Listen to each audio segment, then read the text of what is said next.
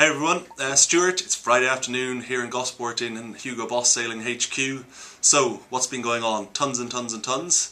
So last week when I spoke to you, we were talking about catching up, and clearly Hugo Boss has been in her element in the Southern Ocean. She's been in a frontal system, and she's been staying with a frontal system for nearly 2 weeks. So the theme last week was catching up. Clearly that's what we're starting to do, and we're starting to see Hugo Boss really in her element.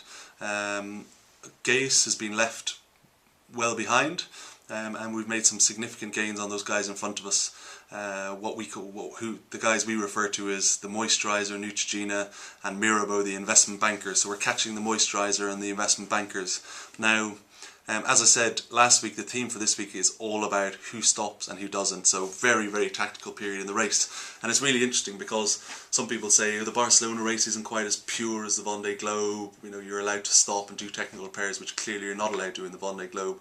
But frankly, it makes it really, really fascinating. And who stops and the miles that we make and the places that change at this point in the race, given it's halfway through, is actually going to be really, really interesting. So who do we know is going to stop? We know that Verback has stopped. We know that Group Bell are going to stop.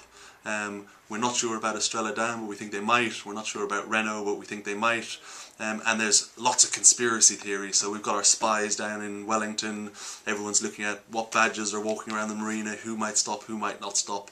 And it does make it extremely tactical. So let's see what happens in the next 4 or 5 days. But it'll be really interesting to see who does indeed stop and what effect that, most importantly, has on the positions.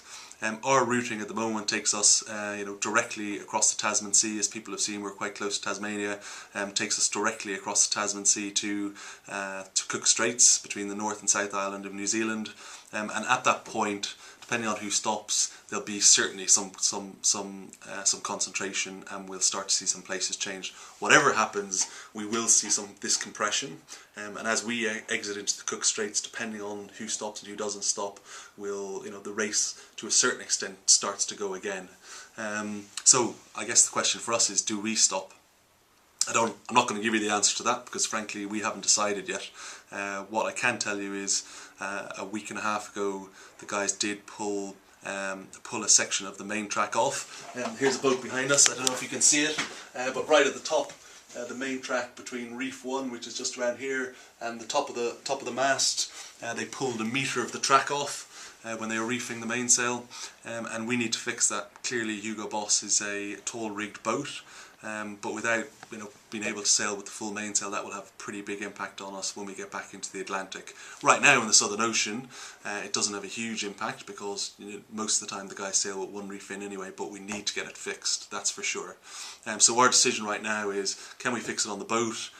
Are we able to fix it on the boat? Clearly quite complex, going up the rig, maybe 1 guy, maybe 2 guys. Can we fix it or can't we? And if we can't fix it, then we need to consider quite shortly a stop in New Zealand. Clearly it's 4 or 5 days away from us, so we'll make that decision over the next couple of days. Right now, you can be sure that all the boats in this race have got issues. They've got issues with hydraulics, they've got issues with sails, they've got issues with chafing on the ropes, they've got issues with supplies, they've got issues with water makers. Everyone at this point will be carrying a big long list of challenges that they've got and things that need to be fixed. And it becomes a simple calculation. Do we think if we stop and get those things fixed, A, it'll help us finish the race, and B, will it make us faster to the finish? So a lot of thinking going on around all the teams at the moment in regards to that. Let's see what happens. I can't unfortunately let you in at this point into our decisions because we frankly haven't made them yet.